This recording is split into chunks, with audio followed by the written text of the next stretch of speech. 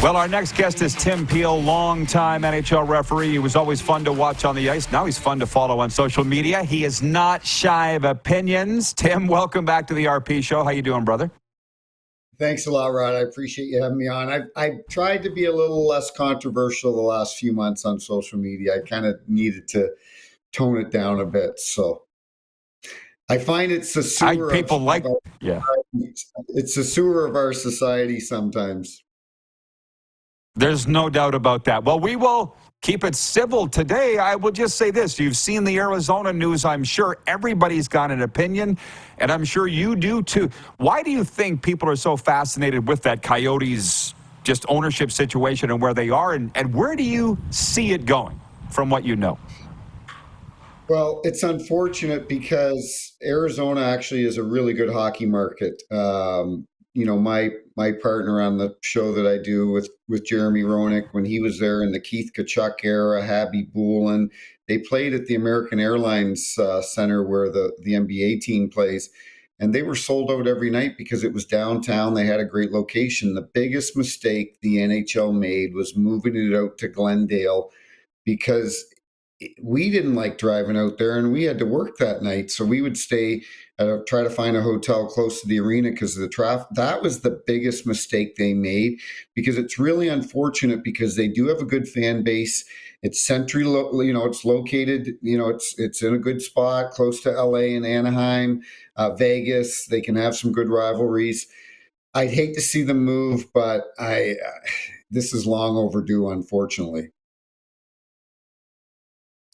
So you're saying, I'm with you. Went to many games there, and the fans say we've been terrible forever. If we had a good team, we'd go. But are you saying enough's enough? Time to stop pushing this ball up the hill? Is that what you're saying? Well, the problem is, I know Clayton Keller, and he's never said anything to me, but the poor kid is a superstar. He's playing in an arena that seats 5,000 people. I don't care what kind of professional you are. That's got to be really difficult to go in. You're heading to play an NHL game. You're driving up to the Mullet Arena.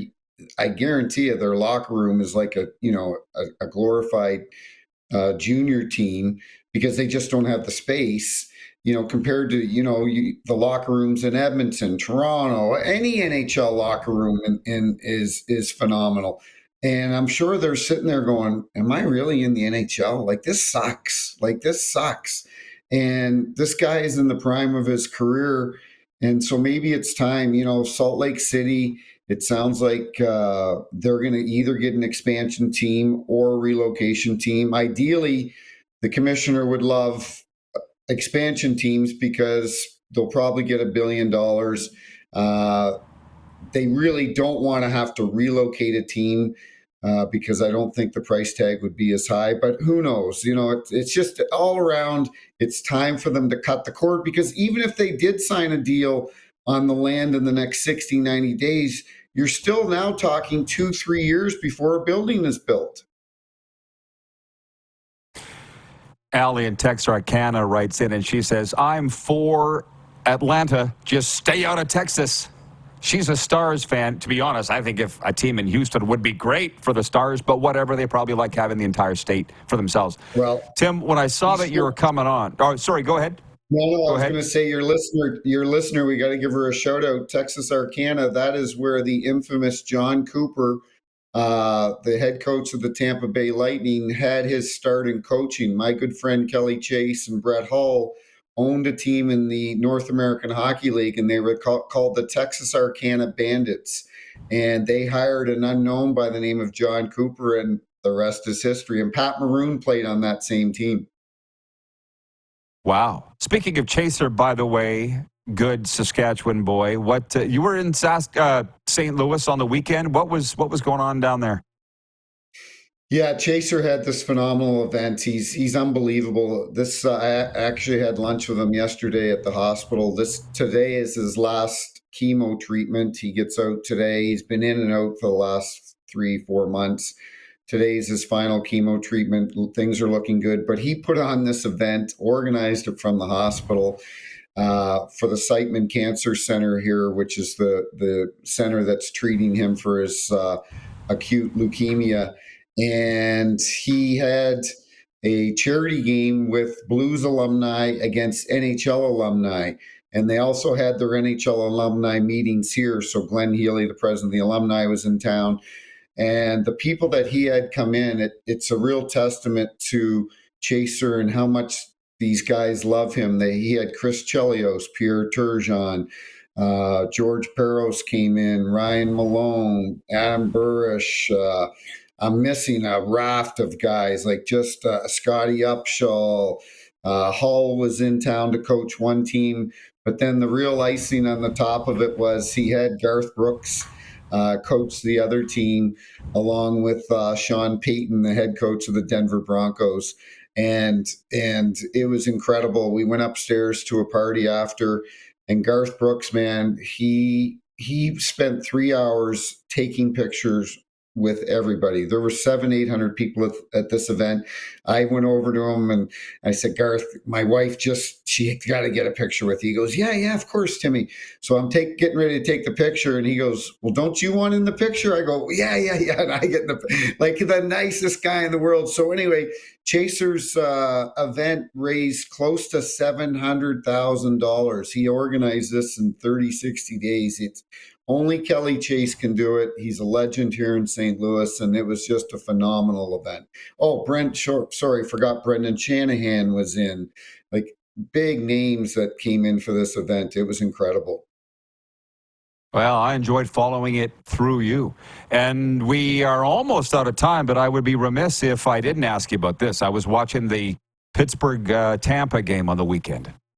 Yeah. Live when Steve Kazari collided with Hayden Fleury, Carlisle Sass boy.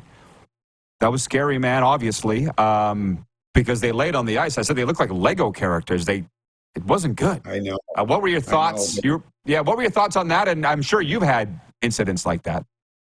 You know, it's tough when a player gets a blindside hit, and we've seen plenty of those over the years, and because you don't expect it. And Hayden Fleury didn't see Steve, and Steve didn't see Hayden, and Hayden looked like he was really shook up too. I hope he's okay. But I've texted with Steve, and he's doing okay. I didn't want to get into when are you going to get back, how long. I'm sure he has to have a concussion, because I think he was out before he hit the ice, and because he hit his head right on Fleury's head or his shoulder, and that was really scary. And Steve Kazari's been in the league 17, 18 years. He's worked 4 Stanley Cup finals. He's worked over 1,100 games. We've had so much turnover in the last 4 or 5 years. We only have so many senior guys: Kelly Sutherland, Wes McCauley, Dan O'Rourke, Steve Kazari's one of them. And they need Steve right now down the stretch to work a Pittsburgh game, to work an Islander game, to work a Philly game. Any of these games that have playoff implications, you won't see the Stephen Walkham, the director of officiating, putting in a rookie in those situations. So they need Steve, and they need him back for the playoffs. So hopefully we'll see him soon, but that was definitely scary. And it's something about Southern Florida, because the only other time that was in Pittsburgh. The one other time that I saw a referee get seriously hurt was Don Van Massenhoven.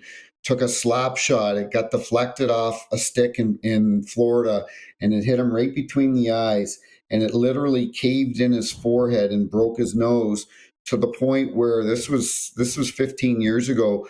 The doctors called his wife, and they asked him if she could fax back then a picture of what Don looked like, because we want to reconstruct his face and his nose, and we've got to try to figure out. We want to try to come. I always joke with Don because he kind of looked like a bit of a Tom Selleck. Don Van Massenhoven was 6'5". He always had the mustache, former police officer.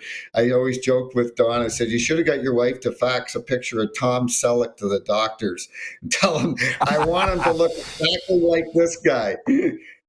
How about that? You are proving that refs have the best stories, and the many terrible things about Mick McGeough, passing away at the young age that he did, because I say it's young, We just started doing banquets together, man, and it was a riot. Oh, So there's two. Yeah, such a great guy. If you ever want to you get know on what? the banquet tour, you let me know, man, because you guys have the best stories.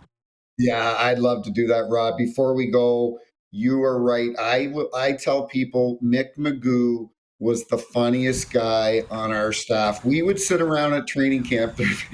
You're shaking your head because you know, like we'd sit around and Mick would tell the same 10 stories that he told the training camp before, but his delivery and the way he told stories, he tells this story about how his house got caught on fire when he was a baby and he was all swaddled up, and he said the goat pushed him down the hill into the ditch. Now none of us believed the story, but the way Mick told it, That's it was remarkable. And we would laugh and laugh and we'd be like, Mick, tell us another story. And yeah, you know what? Unfortunately, he had a heart attack and just gone way too soon. He was the best. I love the guy. yeah. 100% does 100% true story, Tim. But I was sitting there beside Lauren Mulligan watching Mick go. He's not saying this on the mic in front of all these. He didn't care. He didn't care. All right, Tim. Thank you, man. Appreciate it. Let's do it again soon. Thanks a lot, Rod. Have a great day.